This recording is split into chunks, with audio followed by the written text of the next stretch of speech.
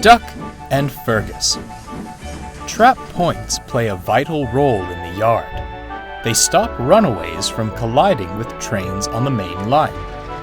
They went mostly unused, but if the need arose, they could derail runaway trucks, coaches, and even engines, as poor Duck found out. Duck had been working with a trainee driver.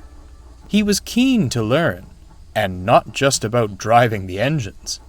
He was eager for his tea break, which was really a chance to shadow the station master. In his haste to leave, he hadn't put the brakes on properly, and Duck began rolling backwards.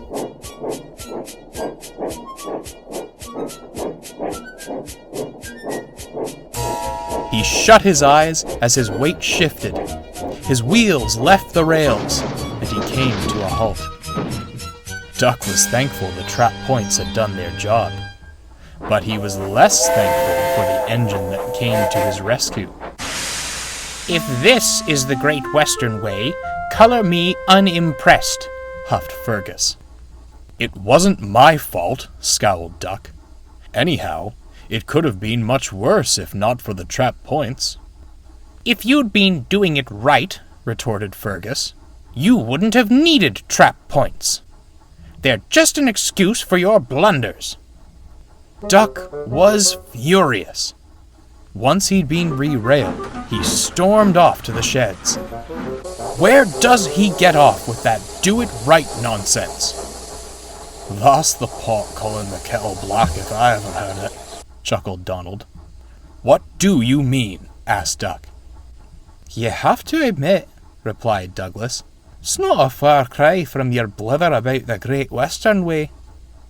"The Great Western Way," huffed Duck, "is about common sense. Fergus's way is nothing but dangerous perfectionism. He never approves of anyone's work but his own." The twins couldn't argue with that. Fergus certainly wasn't easy to please. Duck was hard at work for several days afterwards. The driver wanted to make up for his mistake. Duck wanted to show Fergus a thing or two. This was easier said than done. "A bit smoother when buffering up to those trucks," Fergus called from across the yard. "Do it right." Duck took no notice and started off toward the station. "And mind those trap points. I've a yard to sort and no time for rescues," added Fergus. Duck ignored this remark. Fergus huffed indignantly. "I don't know. These younger engines," he grumbled to the trucks. "No discipline, I tell you." The trucks, who much preferred Duck to Fergus, ignored him. Later, Duck's driver took another tea break, this time to watch the yard signalman. Fergus was shunting close by. The driver watched as levers were pulled, points were changed, and Fergus rolled smoothly towards the trucks. That's right, Fergus smiled proudly. The driver noticed a lever that seemed to be untouched. "What does this do?" he asked, grabbing hold and giving a pull.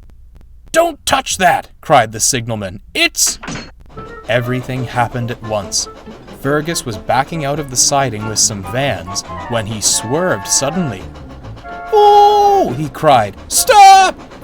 The vans, cross over Fergus's treatment of Duck, saw their chance. Go on, they cried, and pushed him along, right off the rails. "Ouch!" he cried, as the vans howled with laughter. Though trap points are normally worked by powerful springs, they can be operated by the signalman if necessary. The driver had done just that, and sent poor Fergus off the rails. Oops, he blushed. "Out! Out! Out!" yelled the signalman, shooing him out of the box. The driver got back to Duck just as the yard manager arrived. "Get steam up as quick as you can. That goods train is due out soon and needs sorting." "What about Fergus?" asked Duck. "Oh, leave him where he is. We'll deal with him later," replied the yard manager. Duck set to work at once. The driver was extra careful, and they worked quickly to sort out the train. He said nothing as he left for the station. Fergus felt foolish laying by the line side. Other engines laughed as they passed.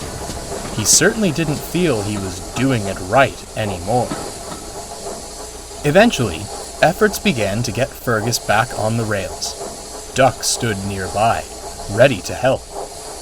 "Is that you, Fergus? I am surprised. I thought trap points were just excuses for slipping up, but you'd never do that."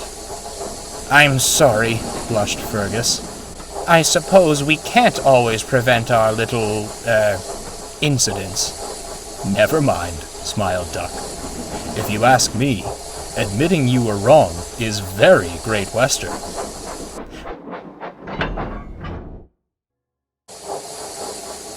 The two engines chuckled as Fergus was brought safely back onto the rails. Both are now firm friends. Duck's new driver decided learning other aspects of the railway was too distracting. He became a good driver, and there were no further trap point mishaps. Fergus gives a hearty whistle whenever he sees Duck in the yard, and there was no more talk of doing it right. At least, not to the Great Western engine. Signal boxes and tenders don't mix, called Fergus as Donald backed into a siding. Do it right. "Och, aye," fumed Donald.